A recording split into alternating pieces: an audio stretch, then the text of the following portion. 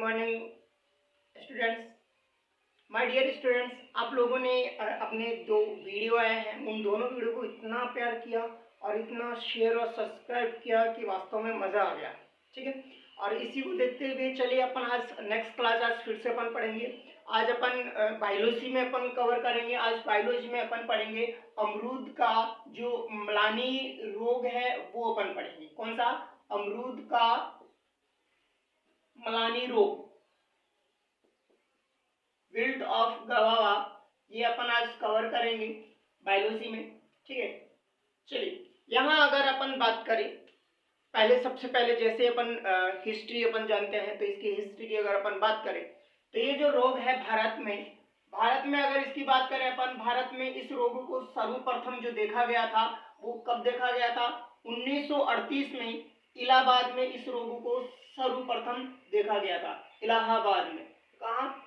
इलाहाबाद के अंदर इस रोग को भारत में सर्वप्रथम देखा गया था। और अगर अपन राजस्थान के संदर्भ में अगर अपन बात करें तो राजस्थान में ये जो रोग है, राजस्थान में अमरूद उगाए जाने वाले जितने भी क्षेत्र हैं उन सभी क्षेत्रों में इस रोग का प्रकोप बहुत ज्यादा मात्रा में पाया जाता है। यानी कि राजस्थान में कहाँ होता है ये रोग? राजस्थान में सभी जो अमरूद उत्पादक क्षेत्र हैं, कहाँ पर?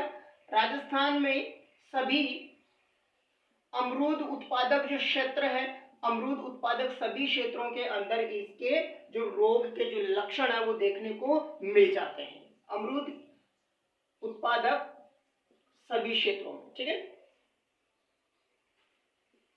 इस रोग का जो प्रकोप है वो बहुत ज्यादा मात्रा में पाया जाता है।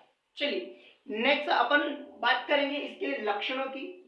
अगर अपन इसके लक्षणों की बात करें तो आप किस तरीके से आप पहचानेंगे कि इसके लक्षण जो है आपको दिखाई दे रहे हैं। ठीक है, लक्षणों में अगर अपन बात करते हैं तो जब भी अमरूद के पौधे पे म्लानी रोग के जो लक्षण आते हैं तो उसमें क्या होता है? सबसे पहले क्या होता है, देखो म्लानी रोग जो होता है वो विल्ट अर्थात एक कवक के द्वारा होने वाला एक रोग है। ठीक है, अब कवक के द्वारा होता है तो क्या होता है, इसको अपन मरदोड़ रोग भी अपन कह सकते हैं। क्या कह सकते हैं? मरदोड़ रोग।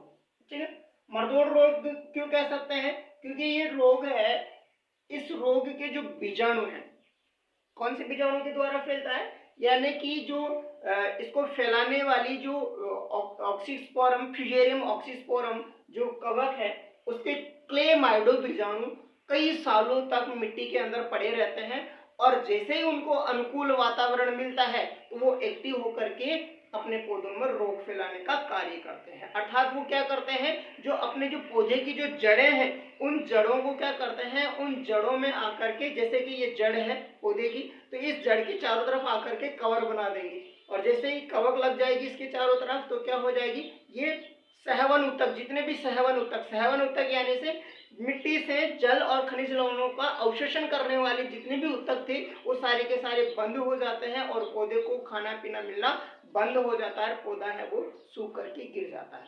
तो यहाँ पर क्या होता है, यहाँ पर लक्षण की अगर अपन बात करें तो रोगी पौधे हैं, रोगी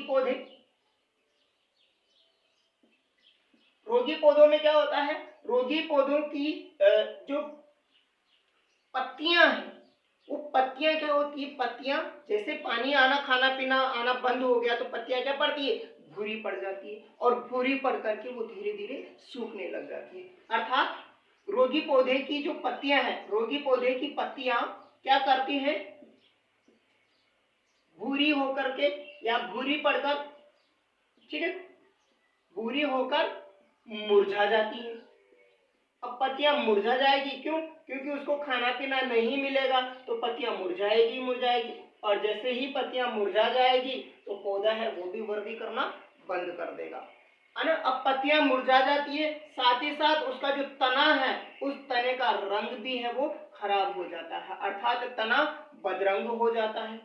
ठीक है, ये जो लक्षण है इस पे अपन को दिखाई देते हैं। ठीक है, चलिए नेक्स्ट अपन बात करते हैं जो पौधे, जो रोगी पौधे हैं, उन रोगी पौधों की जो पत्तियां हैं, पत्तियां क्या पड़ गई, भूरी पड़ करके इसकी जो पत्तियां हैं वो मुरझाने लग गई।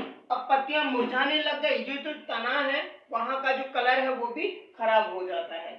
ठीक है, कभी कभी क्या होता है, देखिएगा, कभी कभी क्या होता है, कभी कभी जो पौधा है अपना रोगी पौधा है, कभी कभी पौधे की एक तरफ की, पौधे में एक तरफ की जितनी भी शाखाएं होती हैं, एक तरफ की शाखाएं हैं वो सारी की सारी सूख जाती है, एक तरफ की शाखाएं सारी की सारी सूख जाएगी। फॉर एग्जांपल ये अपना पौधा, ठीक है, ये इधर की शाखाएं, ये इधर की शाखाएं, इस पर बहुत सारी पत्तियां हैं, ठीक है, ये शाखाएं शाखाएं चलती रहती है ना। तो क्या होता है, एक साइड की जितनी भी शाखाएं वो सारी की सारी सूख जाती है, एक तरफ की सूख जाती है, एक तरफ का पौधा है वो पूरा का पूरा हरा होता है। तो ये जो लक्षण है ये किसकी वजह से होता है, ये विल्ट की वजह से होते हैं। क्यों? क्योंकि इस साइड जितना भी पानी वगैरह आ रहा है उस साइड की जड़ों के ऊपर इस रोग की जो कवक का जो प्रकोप हो जाता है, तो जैसे इधर इसका प्रकोप होएगा तो इधर प्रकोप होते ही क्या हो जाएगा, इसके अंदर खाना पीना आना बंद होएगा और उस साइड की जो शाखाएं हैं वो सूख जाती है, शाखाएं सूख जाती है, और पत्तियां, वह पत्तियां हैं, पत्तियां क्या हो जाएगी, वह पत्तियां गिर जाती है, जितनी भी शाखाएं होगी एक साइड की वो सारी की सारी सूख जाएगी, और जो पत्तियां हैं वो क्या हो जाती है, पत्तियां हैं वो गिर के पौधा है वो खत्म हो जाता है। नेक्स्ट अपन बात करते हैं जब संक्रमण बहुत तेजी से बढ़ जाता है, तब संक्रमण बहुत तेज बढ़ जाता है, यानी कि गंभीर संक्रमण होने पर क्या हो गया, सॉरी, गंभीर संक्रमण होने पर क्या होता है, गंभीर संक्रमण होने पर जो अपना जो पौधा है उस पौधे का जो तना है, जैसे कि बहुत ज्यादा तेज मात्रा में अपन यहां लिख देते हैं मलानी रोग, ठीक है, यहाँ अन्य जैसे कि ये अपना तना, ये पौधा था अपना, अब कवक आकर क्या क्या करती है, ये जो जड़ें हैं इन जड़ों पर कवर कर लेती है।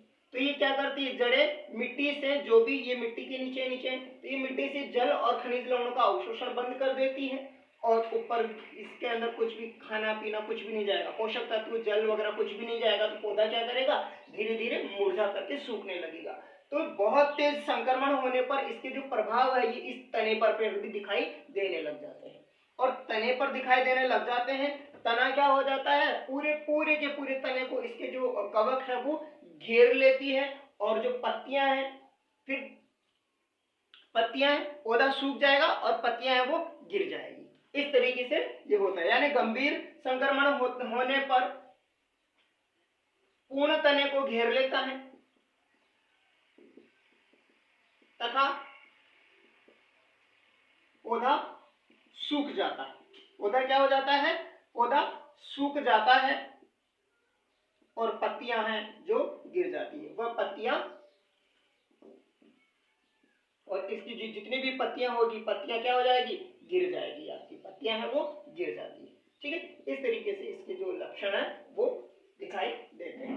साथ ही साथ जब मृदा में ये क्या हो गए, इसके सहवन उत्तक हो गए, यानी कि जो मृदा से पानी खनिज लवण वगैरह लेने वाले जो उत्तक थे उन सभी के सभी उत्तक क्या हो जाते हैं, कवक है वो जमा हो जाता है, और कवक जमा होने की वजह से सहवन उत्तक है वो पानी वगैरह अवशोषित नहीं कर पाते हैं, खनिज लवण मृदा से नहीं ले पाते हैं, और पौधे पर जो अपना जो रोग है उसका प्रभाव बहुत तेजी से दिखाई देने लग जाता है, और पूरे के पूरे पौधे में जब जल पानी वगैरह कुछ भी पोषक तत्वों का अवशोषण नहीं कर पाएगा, जल अवशोषित नहीं कर पाएगा, तो पौधा धीरे धीरे क्या हो जाएगा, मुरझा जाएगा, ठीक है। तो यहाँ पर क्या हो जाएगा, यानी कि मृदा के समीप, मृदा के पास में, ये मृदा के जड़ क्षेत्र में है, यानी कि मृदा के समीप वाले क्षेत्र में सहवन उत्तक, सहवन उत्तकों पर कवक का संक्रमण, कवक का संक्रमण है वो अपन को दिखाई देने लगता है, यानी कि दिखाई देता है। यहाँ पर आपको पूरी की पूरी जो कवक है वो आपको जड़ क्षेत्रों में चिपकी हुई दिखती है, और जब आप इस जड़ की आप छाल हटा करके देखते हैं, यानी कि छाल हटाकर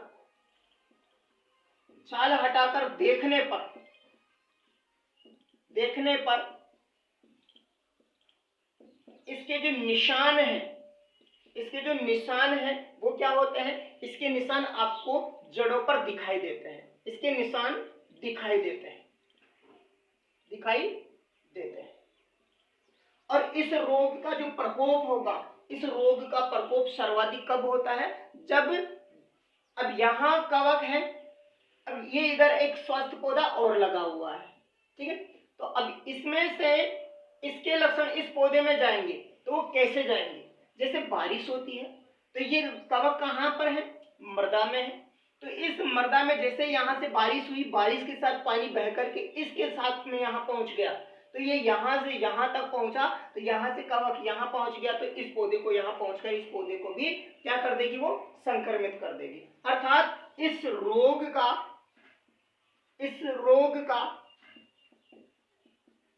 प्रकोप सर्वाधिक कब होगा, सर्वाधिक वर्षा ऋतु में होता है।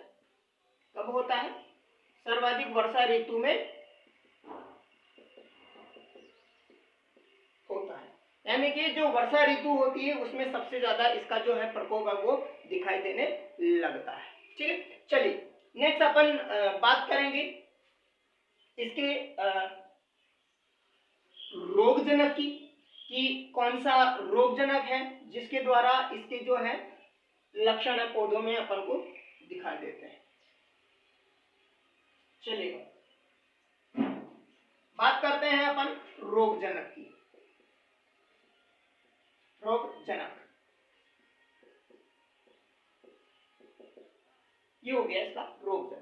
रोगजनक की बात करें तो यह रोग जो है एक कवक जनित है, यानी कि कवक के द्वारा होने वाला एक रोग है। और जो कवक है वो कौन सी है, फ्यूजेरियम ऑक्सीस्पोरम। कौन सी है, फ्यूजेरियम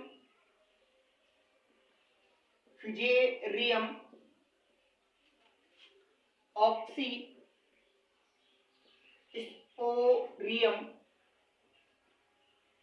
और प्रजाति, इसकी प्रजाति है वो कौन सी है, प्रजाति है साइडाई। साइडाई इसकी प्रजाति है, नामक कवक के द्वारा ये होता है, नामक कवक। इस कवक के द्वारा ये रोग है जो अपनी क्रॉप के अंदर इसके जो रोग है, जो फल वृक्ष है उस पे इस फ्यूजेरियम ऑक्सीस्पोरम नामक कवक के द्वारा ये रोग है वो फैलाया जाता है। चलिए रोग चक्र की बात करें। अगर रोग चक्र की बात करें कि इस रोग का जो चक्र है वो कंटिन्यू कैसे चलता रहता है, बार बार ये रोग कैसे होता रहता है, तो इसका रीजन है, इसका जो रोग चक्र है, ये जो ऑक्सीस्पोरम जो कवक है, फ्यूजेरियम ऑक्सीस्पोरम जो कवक है, इसके कुछ जीवाणु होते हैं। कौन से बीजाणु, इसके जो जीवाणु है उसके अपन जो बीजाणु है उसको अपन बोलते हैं क्लेमाइडो। कौन से, क्लेमाइडो, क्लेमाइडो बीजाणु। अब ये जो क्लेमाइडो बीजाणु होते हैं, ये क्लेमाइडो बीजाणु क्या करते हैं, ये मृदा में काफी वर्षों तक मृदा में है वो जीवित बने रहते हैं। यानी कि इसके जो बीजाणु रहेंगे, जैसे कि ये मृदा है ना, तो इस मृदा पर ऐसे इसके अंदर है ये कवक बना करके ऐसे है जो इसके जो बीजाणु है वो काफी वर्षों तक पड़े रहेंगे। और जैसे जैसे ये बढ़ता जाएगा और एक बार जब बढ़ता जाएगा और फिर जैसे बारिश आ गया है ना, तो बारिश आते क्या होगा, इसका जो ऊपर वाला कवर है ये कवर टूट जाता है। और टूटने पर जो इसके जो बीजाणु थे वो बीजाणु बाहर निकलते हैं और बाहर निकल करके जो अपने पौधे हैं वहां तक पहुंच करके उनको संक्रमित कर देते हैं। यानी कि क्लेमाइडो बीजाणु है वो मृदा में काफी वर्षों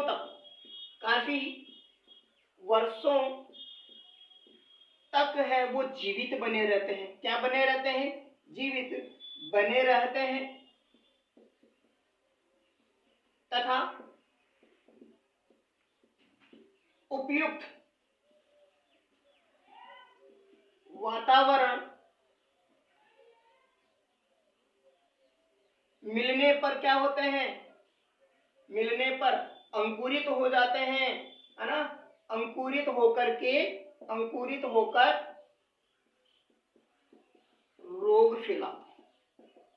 क्या करेंगे ये बीजाणु, जैसे ही इनको अनुकूल वातावरण मिलेगा, उपयुक्त वातावरण मिलेगा, तो ये बीजाणु क्या करेंगे, अंकुरित हो जाएंगे। अंकुरित होकर के ये फटेंगे और फट करके जो इसके जो बीजाणु क्लेमाइडो बीजाणु है वो बाहर निकल करके क्या करेंगे, जल के माध्यम से या हवा के माध्यम से एक स्वस्थ पौधे से, अभी अपन ने यहाँ पर डायग्राम बनाया था, स्वस्थ पौधे से मतलब स्वस्थ पौधों में जाकर के उनको क्या कर देते हैं, रोग ग्रसित बना देते हैं। यानी अस्वस्थ जो रोगी पौधे हैं उनके पास से पहुंच करके पानी के द्वारा ये कवक जा सकती है, हवा के द्वारा ये जा सकती है, ठीक है, या फिर अपन मृदा को एक स्थान से दूसरे स्थान पर अपन ले जाते हैं तो उसके द्वारा भी ये जा सकती है। तो ये क्या हो जाएगा, ये वहां पर पहुंचकर जो स्वस्थ पौधे थे उनको भी ये क्या कर देते हैं, रोग ग्रसित कर देते हैं। तो ये हो गया अपना इसका रोग चक्र हो गया और रोग जनक, दोनों चीज अपन ने जानी है। चलिए नेक्स्ट अब जानते हैं अपन इसके प्रबंधन के बारे में। इसका जो प्रबंधन है वो किस तरीके से अपन इसका प्रबंधन वो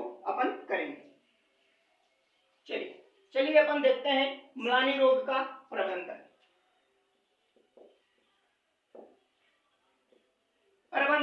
प्रबंधन की अपन बात करें तो वही इसका प्रबंधन भी 3 प्रकार से अपन करते हैं। पहला अपन करेंगे सस्य प्रबंधन, तो सस्य प्रबंधन में अपन क्या करते हैं, सस्य प्रबंधन में यानी कि जितने भी पौधे हैं, ऐसे पौधे जिनमें रोग का प्रकोप हो रहा है, तो रोगी पौधों को अपन क्या करेंगे, अगर पूरे पौधे में रोग है तो पूरे के पूरे पौधे को ही उखाड़ करके अपन जला देंगे। अगर माना कि पौधे की आधी शाखाओं में ही है या कुछ कुछ शाखाओं में इस रोग के लक्षण दिखाई दे रहे हैं, तो अपन उस शाखा को काट करके अपन क्या कर देंगे, उस शाखा को अपन जला देंगे। ठीक है, तो यहाँ पर अपन क्या करते हैं, फर्स्ट रोगी पौधों को अपन क्या करेंगे, रोगी पौधों को उखाड़ कर जला देना चाहिए,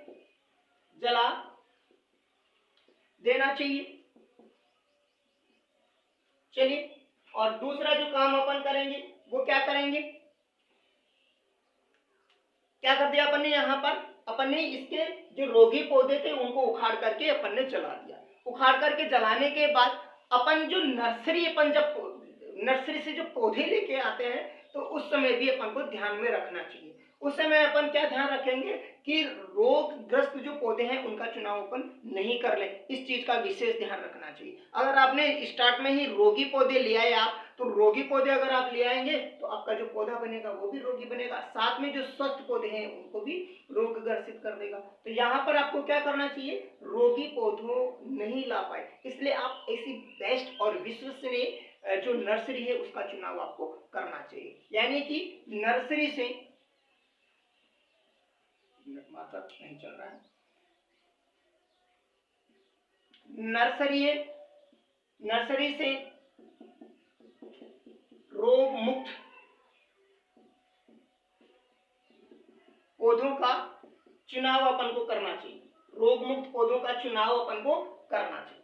ठीक है, तो इस तरीके से अपन करके इसका जो है वो जो रोग है सस्य प्रबंधन है वो अपन करेंगे। ठीक है, चलेगा। साथ ही साथ जो अपना खेत है उसके अंदर अगर खरपतवार हो रहा है तो खरपतवार का क्या करेंगे अपन, खरपतवार को समय समय पर नष्ट कर देना चाहिए, उनको नष्ट करते रहे ताकि जो कवक है उसको होस्ट प्राप्त नहीं हो, है ना, यानी कि उनको रहने के लिए कोई पौधे जो है वो नहीं मिले। ठीक है, चलिए नेक्स्ट अपन बात करें तो नेक्स्ट अपन करेंगे जैविक प्रबंधन। जैविक प्रबंधन में अपन क्या करते हैं, जैविक में उस रोग की रोग प्रतिरोधक जो वेराइटियां हैं किस्में हैं उनका प्रयोग अपन को करना चाहिए। यानी कि रोग प्रतिरोधी किस्मों का प्रयोग अपन को करना चाहिए। ठीक है, यानी रोग प्रतिरोधक किस्मों का प्रयोग करेंगे। जैसे अमरूद की अपन बात कर रहे हैं तो अमरूद की कौन कौन सी है रोग प्रतिरोधक किस्में विल्ट से संबंधित, वो है ढोलका, सिंध हो गई, बनारसी हो गई, इसके अलावा अपन बात करें तो नासिक हो गई, सुप्रीम हो गई, लखनऊ 40, लखनऊ 40 हो गई, है ना। लखनऊ 40 हो गई। इसके अलावा अगर अपन बात करें, इसके अलावा बात करें तो व्हाइट गवावा आता है, व्हाइट गवावा, व्हाइट गवावा, व्हाइट गवावा 62-69 आता है ना, ये हो गया। इसके अलावा एक और होता है क्लोन, क्लोन 62-12, ये है इसकी रोग प्रतिरोधक किस्में है जिनका प्रयोग अपन को करना चाहिए। नेक्स्ट अपन बात करेंगे इसके रासायनिक प्रबंधन की। रासायनिक प्रबंधन की अगर अपन बात करें तो रासायनिक प्रबंधन है वो किस तरीके से अपन करते हैं, चलिए देखते हैं। रासायनिक प्रबंधन, और रासायनिक प्रबंधन में अपन क्या क्या करते हैं वो देखते हैं। चलिए पहला काम, सर्वप्रथम अपन क्या करते हैं, जो पौधा है अपना, जो रोगी पौधा है ना, पौधे के चारों ओर अपन क्या करते हैं, पौधे के चारों ओर अपन एक काम करते हैं कि उसके चारों तरफ एक अपन 15 सेंटीमीटर, क्या 15 सेंटीमीटर एक गहरी खाई अपन बनाते थे पौधे के। जैसे कि ये पौधा लगा हुआ था तो इसके चारों ओर अपन क्या करेंगे, एक 15 सेंटीमीटर गहरी खाई अपन खोदते हैं, और उस खाई में अपन क्या करते हैं, 1.8 kg प्रति पौधा, 1.8 kg प्रति पौधा अपन इसके अंदर क्या मिलाते हैं, चूना या फिर जिप्सम से उपचारित करते हैं। किससे, जिप्सम से उपचारित अपन इसको करते हैं। क्या करेंगे, यहाँ अपन एक नाली अपन ने बनाई और ये 15 सेंटीमीटर गहरी अपन ने खोद दी। अब इसको जैसे अपन ने खोदी तो इसमें से जो मिट्टी निकली थी, उस मिट्टी में अपन 1.8 किलोग्राम क्या लेंगे, या तो चूना लेंगे या फिर जिप्सम लेंगे, और चूना या जिप्सम में से किसी एक से अपन क्या करेंगे, इस मिट्टी को अपन उसमें मिला करके बिल्कुल मिक्स कर लेंगे, और मिक्स करके वापस इस खाई को भर देंगे, जिससे क्या हो जाएगा, इसके आसपास के क्षेत्र में जो कवक वगैरह होगी वो खत्म हो जाएगी। चलिए नेक्स्ट अपन क्या करते हैं, जब अपन पौधे लगाते हैं, पौधारोपण जब अपन करते हैं, तो पौधारोपण करते समय अपन क्या करेंगे, पौधारोपण करते समय अपन क्या करते हैं, जो गड्ढे अपन बनाते हैं, ठीक है, जब गड्ढे अपन बनाते हैं तो गड्ढों में अपन क्या करते हैं, गड्ढों में अपन 3 ग्राम प्रति गड्ढा, 3 ग्राम प्रति गड्ढा अपन इसमें क्या करते हैं, थायरम है, इस थायरम का प्रयोग अपन करते हैं। क्या करते हैं, एक गड्ढे में 3 ग्राम थायरम अपन मिला करके उसके अंदर अपन डाल देते हैं, जिसकी वजह से क्या होता है, इस कवक का प्रकोप है वो होता ही नहीं है। यानी कि पहले से ही अपन जो गड्ढा है उसको उपचारित करके चलते हैं, तो इस रोग के जो लक्षण है वो आने के बहुत ज्यादा कम चांसेस होते हैं। चलिए नेक्स्ट अपन बात करें, अगर माना कि पौधे में इसका प्रकोप फिर भी हो जाता है तो फिर अपन क्या करेंगे। अगर माना कि फिर भी अगर इसका प्रकोप हो जाता है, चले अपन ने पहले से सावधानी रख करके चली कि अपन ने गड्ढा भी उपचारित अपन ने किया था, जब अपन ने गड्ढा खोदा था तब उसको अपन धूप के अंदर खुला भी अपन ने छोड़ा था, फिर भी इसके अंदर इसका प्रकोप हो गया, तो फिर आप क्या करेंगे, फिर अपन करेंगे जड़ जो है उन जड़ों के पास में अपन क्या करते हैं, 1 ग्राम कार्बेंडाजिम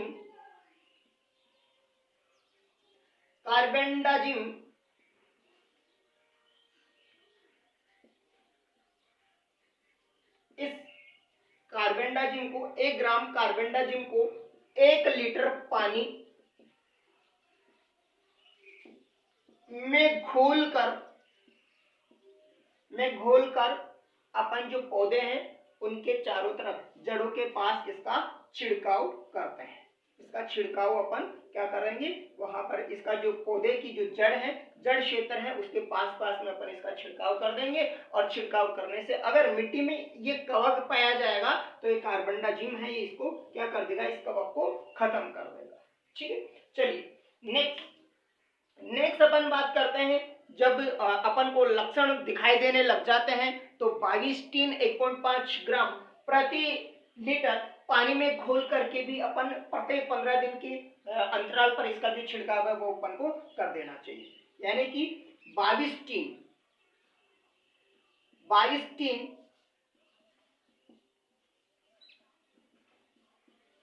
किसका छिड़काव अपन करेंगे प्रत्येक 15 दिन के अंतराल पर? 22 1.5 ग्राम प्रति लीटर पानी में घोलकर। कितने दिन पर में घोलकर अपन करेंगे? 15 दिन। प्रत्येक 15 दिन के अंतराल पर अपन क्या करेंगे? अंतराल पर अपन इसका जो है वो छिड़काव अपन करते रहे। प्रत्येक दिन के अंतराल पर अपन को क्या करना है? छिड़काव अपन को करना है। और छिड़काव करने की वजह से क्या होगा?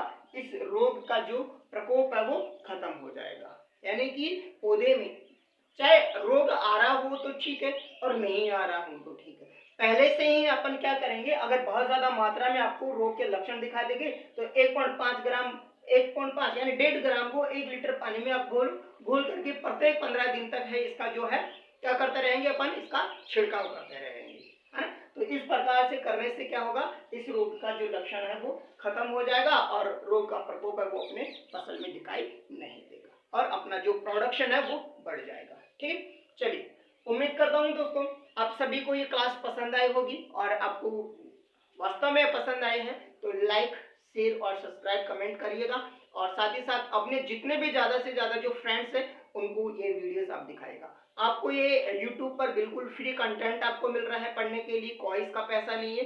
आप ज्यादा से ज्यादा स्टूडेंट्स के साथ में आप इसको